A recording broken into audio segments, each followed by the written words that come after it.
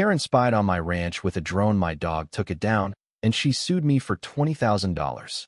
Have you ever had a moment of pure, unadulterated relief, only for it to be immediately followed by utter disbelief and fury, all because of an intrusive neighbor?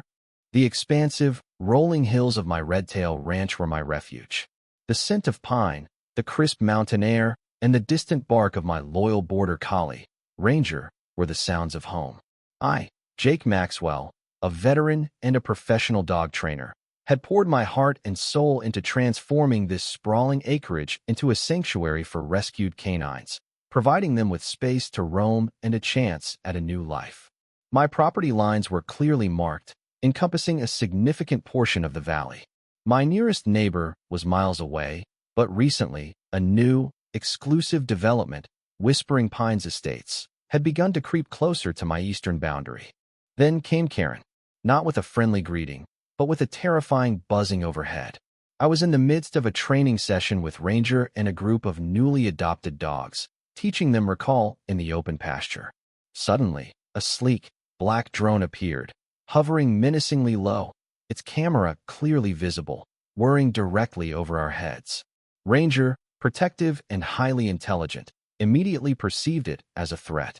With a powerful leap, he launched himself into the air, snapping the drone out of the sky like a rogue frisbee. It plummeted to the ground in a tangle of broken plastic and wires. Before I could even process what happened, a high-pitched shriek pierced the quiet.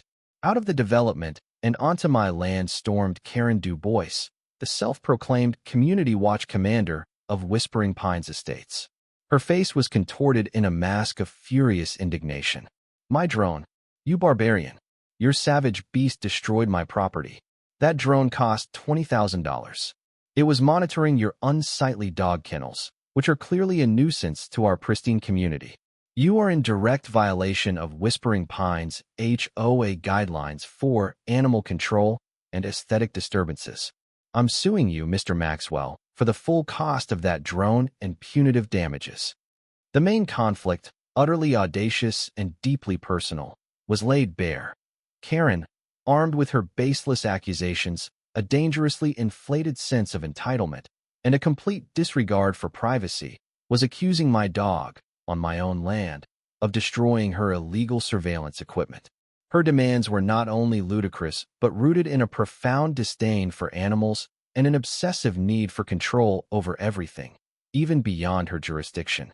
Her attitude was one of blatant arrogance, believing her personal preferences granted her the right to invade my property and demand outrageous compensation. I stared at her, then at Ranger, who was now calmly nudging the broken drone with his nose, looking rather pleased with himself. "Karen," I said, my voice low and steady, "you are trespassing. This drone was illegally flying over my private property, clearly invading my privacy and harassing my animals." Ranger was defending his territory, as he's trained to do. I even pointed to the prominent private property, dog training facility signs posted along my fence line. Karen, however, merely scoffed, pulling out her phone and dramatically beginning to record me. "Mr. Maxwell, that drone was gathering crucial community data on your appalling activities. Your privacy does not supersede our residents' right to a visually pleasing environment. And your dog is a menace. I've already contacted my lawyers. You'll be hearing from them, and I assure you, you will pay for this. Every single penny." Her tone was chillingly arrogant, her eyes holding a glint of perverse pleasure, as if she relished the thought of destroying my livelihood. The lawsuit arrived, a formal demand for $20,000, along with a cease and desist order demanding I remove all excessive dogs and unsightly kennels. Karen openly boasted on local social media groups about her righteous fight against rural blight.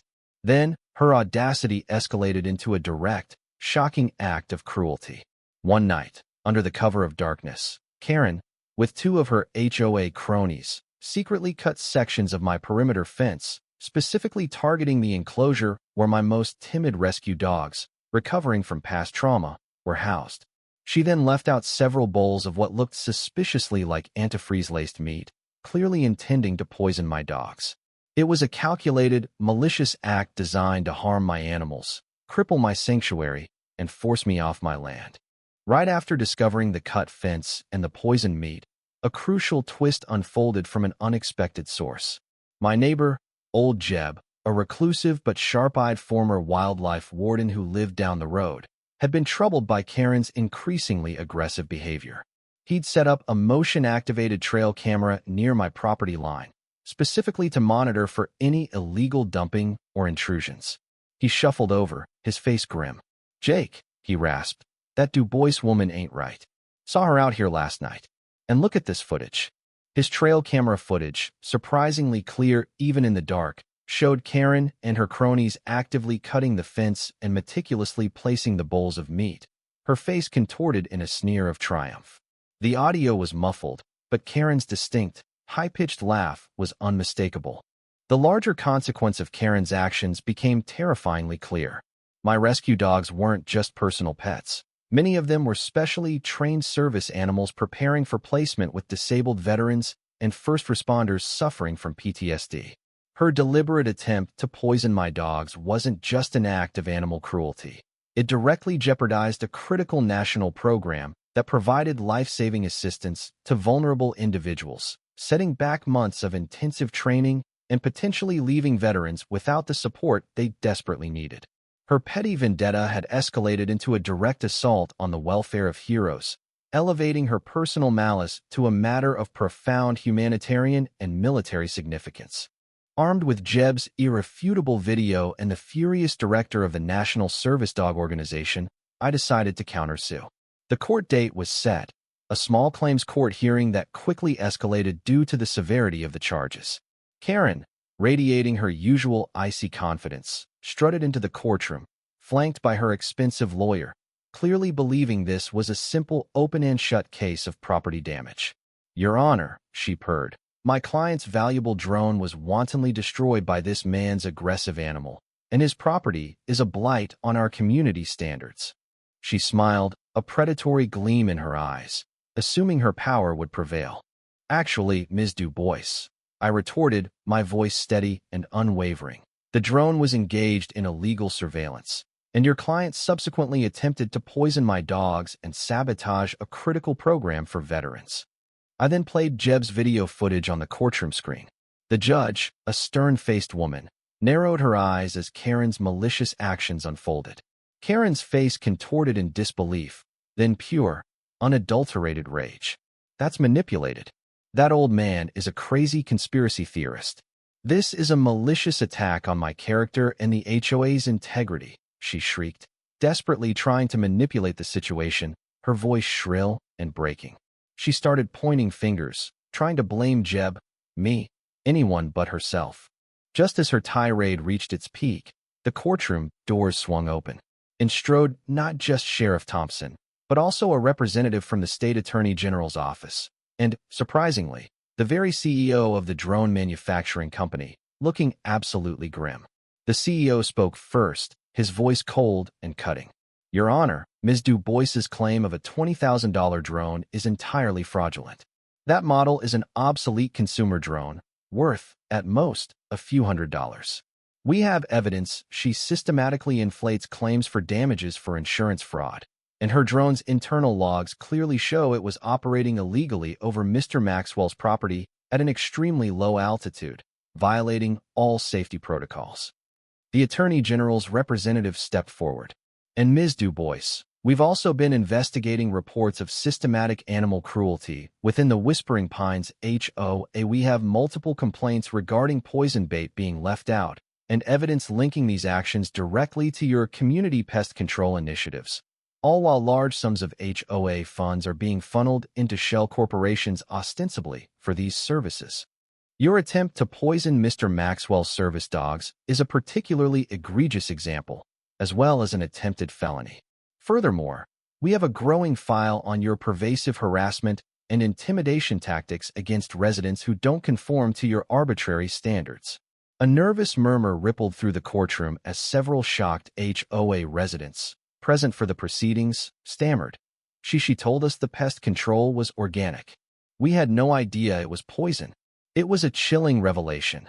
Karen wasn't just a busybody. She was a criminal mastermind, systematically defrauding her HOA members and engaging in widespread animal cruelty, using her community standards as a smokescreen for her illicit activities.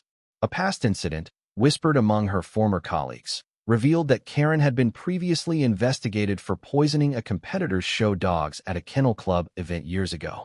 The consequences for Karen DuBois were immediate and utterly devastating.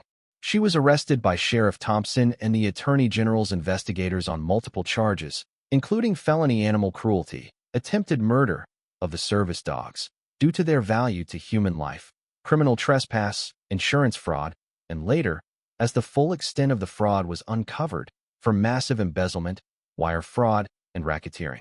The Whispering Pines HOA was placed under immediate state and federal oversight, its assets frozen, and a full forensic audit exposed tens of millions in stolen funds, a systematic scheme orchestrated by Karen and her network. Her carefully cultivated image as the benevolent community leader shattered into irreparable pieces. The HOA residents she had once intimidated and poisoned now turned on her, furious at being manipulated and having their community's reputation ruined. Her social circles, built on an illusion of wealth and influence, abandoned her completely, unwilling to be associated with such public disgrace.